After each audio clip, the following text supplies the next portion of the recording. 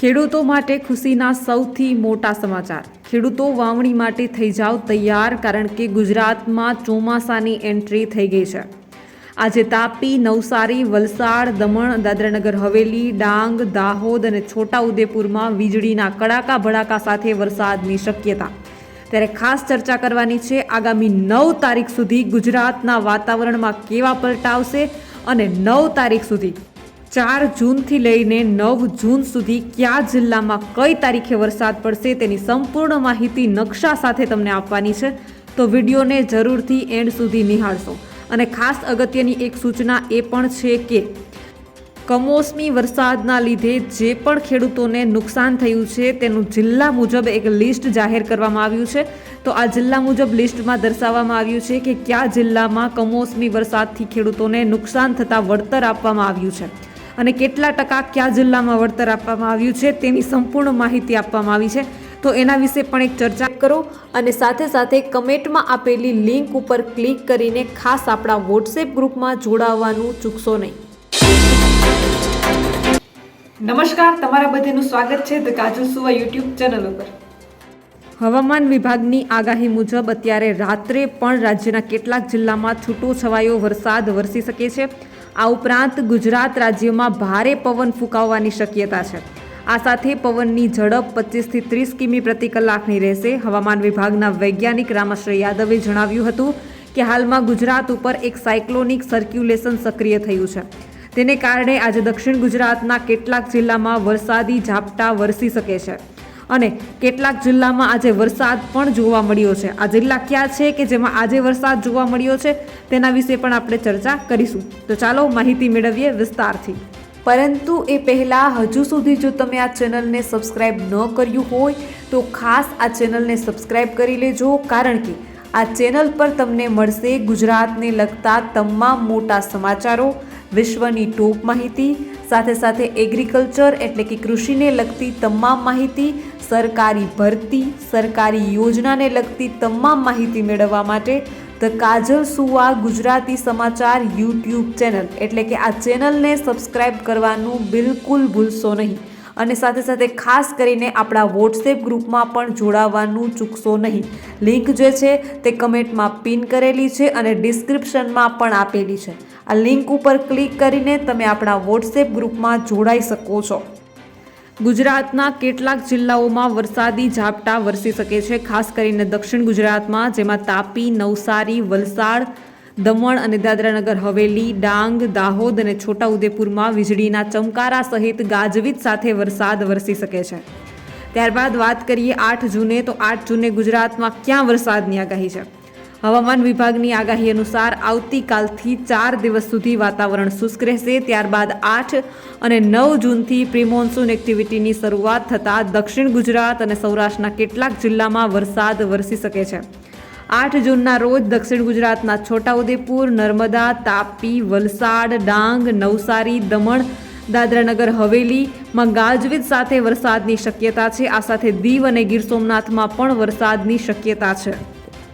9 જૂનના રોજ પંચમહાલ, દાહોદ, છોટાઉદેપુર, નર્મદા, તાપી, નવસારી, ડાંગ, વલસાડ, દમણ, દાદરાનગર હવેલી સહિત સૌરાષ્ટ્રના જૂનાગઢ, અમરેલી, ભાવનગર, ગીર સોમનાથ અને દીવમાં ગાજવીજ સાથે છૂટાછવાયા સ્થળો પર હળવો વરસાદ વરસી શકે છે। આ ઉપરાંત પવનની ગતિ પણ ઝડપી રહેશે।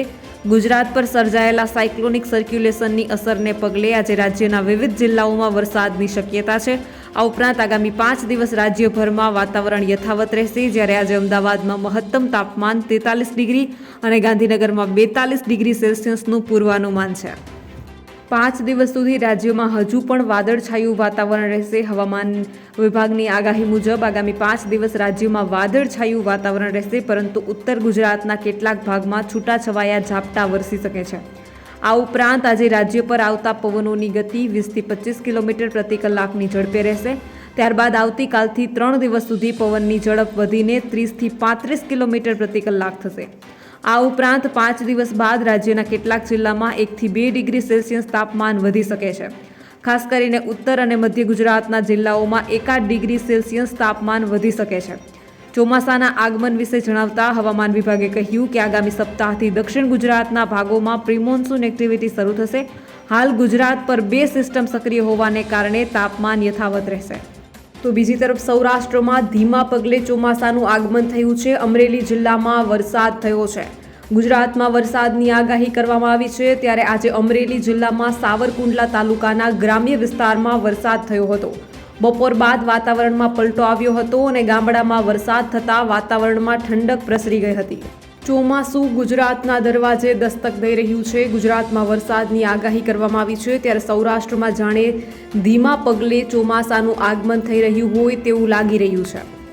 સૌરાષ્ટ્રના અમરેલી જિલ્લામાં આજે વરસાદની પધરામણી થઈ હતી. જિલ્લાના સાવરકુંડલા તાલુકાના વિજાનગર ગાધકડા ગામની સીમમાં સમી સાંજના વરસાદ થયો હતો. રસ્તા ઉપરથી પાણી દોડી ગયા હતા. અમરેલી જિલ્લાના સાવરકુંડલા તાલુકાના ગાધકડા, વિજાનગર અને આજુબાજુના ગ્રામીણ વિસ્તારમાં બપોરના 3 વાગ્યાની આસપાસ વાતાવરણમાં પલટો આવ્યો હતો. આકાશમાં કાળા ડિબાંગ વાદળો છવાયા હતા. બાદ વરસાદ શરૂ થયો હતો. વરસાદ થતાં રસ્તા ઉપર પાણી દોડી ગયા હતા. વરસાદ થતાં વાતાવરણમાં ઠંડક પ્રસરી ગઈ હતી. સૌરાષ્ટ્રમાં સતત 2 દિવસથી વાદળછાયું વાતાવરણ સર્જાઈ રહ્યું છે અને હવામાનમાં પલટા જોવા મળી રહ્યા છે. 3 વાગ્યા બાદ ઠંડક પ્રસરી ગઈ છે. તાપમાનમાં ઘટાડો થઈ રહ્યો છે. આગામી 10 થી 15 દિવસમાં ધોધમાર વરસાદ પડવાની પણ આગાહી છે. જ્યારે આગામી 8 અને 9 જૂનના રોજ પણ ગુજરાતના ઘણા જિલ્લાઓમાં વરસાદની આગાહી કરવામાં આવી છે. હવામાન વિભાગના વૈજ્ઞાનિક રામાશ્રી યાદવે આગામી 7 દિવસ દરમિયાન રાજ્યના હવામાનમાં થનારા ફેરફાર, તાપમાન અને વરસાદ અંગે માહિતી આપી છે. 8મી તારીખે છોટાઉદેપુર, નર્મદા, તાપી, ડાંગ, નવસારી, વલસાડ, દાદરાનગર હવેલી અને ગીર સોમનાથમાં છૂટાછવાયા સ્થળોએ ગાજવીજ સાથે હળવો વરસાદ પડી શકે છે. 9મી તારીખે પંચમહાલ, દાહોદ, છોટાઉદેપુર, નર્મદા, તાપી, ડાંગ, નવસારી, વલસાડ, દાદરાનગર હવેલી, ભાવનગર, અમરેલી, જૂનાગઢ અને ગીર સોમનાથમાં છૂટાછવાયા સ્થળોએ ગાજવીજ સાથે હળવો વરસાદ પડી શકે છે. રાજ્યના હવામાનને લઈને નવી આગાહી કરવામાં આવી છે. હવામાન વિભાગ દ્વારા આજે રાજ્યના 6 જિલ્લાઓમાં ગાજવીજ સાથે હળવા વરસાદની આગાહી કરવામાં આવી છે. જ્યારે આગામી 8 અને 9 જૂનના રોજ પણ ગુજરાતના ઘણા જિલ્લાઓમાં વરસાદની આગાહી કરવામાં આવી છે. હવામાન વિભાગના વૈજ્ઞાનિક રામાશ્રી યાદવે આગામી 7 દિવસ દરમિયાન રાજ્યના હવામાનમાં થનારા ફેરફાર, તાપમાન અને વરસાદ અંગે માહિતી આપી હતી. કાલથી એટલે કે 2, 3 અને 4 અને 5મા દિવસે હવામાન સૂકું રહેશે તેવું અનુમાન વ્યક્ત કરવામાં આવ્યું છે. જ્યારે 6 અને 7મા દિવસે એટલે કે આગામી 8 અને 9મી તારીખે ગુજરાતમાં ફરી વરસાદ પડી શકે છે. 8 અને 9 જૂને રાજ્યના ઘણા ભાગોમાં વરસાદ થઈ શકે છે. 8મી તારીખે છોટાઉદેપુર, નર્મદા, તાપી, ડાંગ, નવસારી, વલસાડ, દાદરાનગર હવેલી અને ગીર સોમનાથમાં છૂટાછવાયા સ્થળોએ ગાજવીજ સાથે હળવો વરસાદ પડી શકે છે. ત્યારબાદ 9મી તારીખે પંચમહાલ, દાહોદ, છોટાઉદેપુર, નર્મદા, તાપી, ડાંગ, નવસારી, વલસાડ, દાદરાનગર હવેલી, ભાવનગર, અમરેલી, જૂનાગઢ અને ગીર સોમનાથમાં છૂટાછવાયા સ્થળોએ ગાજવીજ સાથે હળવો વરસાદ પડી શકે છે. આગામી 5 દિવસ દરમિયાન મહત્તમ તાપમાનમાં કોઈ ફેરફાર જોવા મળશે નહીં. જ્યારે અમદાવાદમાં મહત્તમ તાપમાન 42 ડિગ્રી અને ગાંધીનગરમાં 41.5 ડિગ્રી તાપમાન નોંધાયું છે. જ્યારે અમદાવાદમાં 43 ડિગ્રી અને ગાંધીનગરમાં 42 ડિગ્રી તાપમાન રહેવાની સંભાવના છે. આજે અને કાલે અમદાવાદમાં વાદળછાયું વાતાવરણ રહેશે. ગુજરાત પર સાયક્લોનિક સર્ક્યુલેશન બનવાને કારણે આજે રાજ્યના 6 જિલ્લાઓમાં વરસાદની આગાહી કરવામાં આવી છે. આ પ્રિમોન્સૂન એક્ટિવિટી છે. તો બીજી તરફ અંબાલાલ પટેલનું અનુમાન છે કે અરબી સમુદ્રમાં બનેલી સિસ્ટમની અસર ગુજરાત સહિત મુંબઈમાં થવાની આગાહી છે. અંબાલાલ પટેલ દ્વારા અરબી સમુદ્રમાં બનેલી સિસ્ટમની અસર મુંબઈ સહિત ગુજરાતના ભાગોમાં થવાની આગાહી કરવામાં આવી છે. અંબાલાલે ગુજરાતના કેટલાક ભાગોમાં ભારે વરસાદની શક્યતાઓ વ્યક્ત કરી છે. તેમણે ખેડૂતો રાજી થાય તેવી વકી પણ કરી છે. ગુજરાતના જાણીતા હવામાન નિષ્ણાત અંબાલાલ પટેલ દ્વારા રાજ્યમાં તથા દેશના પશ્ચિમ ભાગમાં આગામી સમયમાં કેવું હવામાન રહેશે તે અંગે માહિતી આપી છે. જેમાં તેમણે અરબી સમુદ્રમાં થઈ રહેલી હલચલ અંગે પણ વાત કરી છે. અંબાલાલે ગુજરાતમાં આંધી, વંટોળ, ભારે પવન અને વરસાદની શક્યતાઓ વ્યક્ત કરી છે. જેમાં તેમણે જૂનના બીજા અઠવાડિયાના પ્રારંભથી રાજ્યના ઘણા ભાગોમાં વરસાદ થવાની આગાહી કરી છે. અંબાલાલે દક્ષિણ ગુજરાત, દક્ષિણ પશ્ચિમ સૌરાષ્ટ્ર, મધ્ય ગુજરાતના ભાગોના હવામાનમાં પલટો આવવાની સંભાવનાઓ વ્યક્ત કરી છે. તો બીજી તરફ અરબી સમુદ્રમાં બનેલી સિસ્ટમની અસરથી 9, 10, 11 અને 12 જૂન દરમિયાન મહારાષ્ટ્ર અને ગુજરાતમાં તેમની અસર થવાની સંભાવના છે. આ દરમિયાન મુંબઈ સહિત મહારાષ્ટ્રના અન્ય ભાગોમાં ભારે વરસાદ થઈ શકે છે.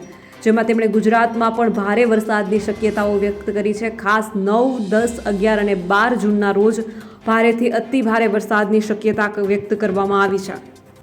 અંબાલાલે અરબી સમુદ્રમાં બનેલી સિસ્ટમની વાત કરીને દક્ષિણ ગુજરાત, દક્ષિણ સૌરાષ્ટ્ર અને અમદાવાદ સહિત ગુજરાતના મધ્ય ભાગમાં વરસાદ થવાની સંભાવના વ્યક્ત કરી છે, જેમાં દક્ષિણ ગુજરાત અને દક્ષિણ સૌરાષ્ટ્રમાં ભારે વરસાદ થઈ શકે છે.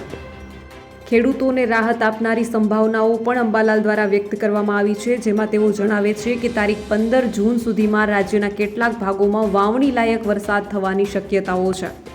હવે વાત કરીએ કમોસમી વરસાદથી પાક નુકસાનીના સર્વે વિશે.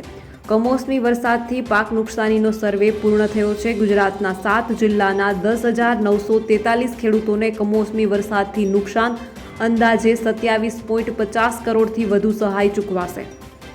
રાજ્યમાં 13/5/2024 થી 18/5/2024 દરમિયાન થયેલા કમોસમી વરસાદને કારણે સુરત, નર્મદા અને વલસાડ જિલ્લામાં તેમજ મધ્ય ગુજરાત અને ઉત્તર ગુજરાતમાં ખેતી અને બાગાયતી પાકોને થયેલા નુકસાન અંતર્ગત વિસ્તારોમાં વિગતવાર સર્વે કરવાની કામગીરી હાથ ધરવામાં આવી હતી.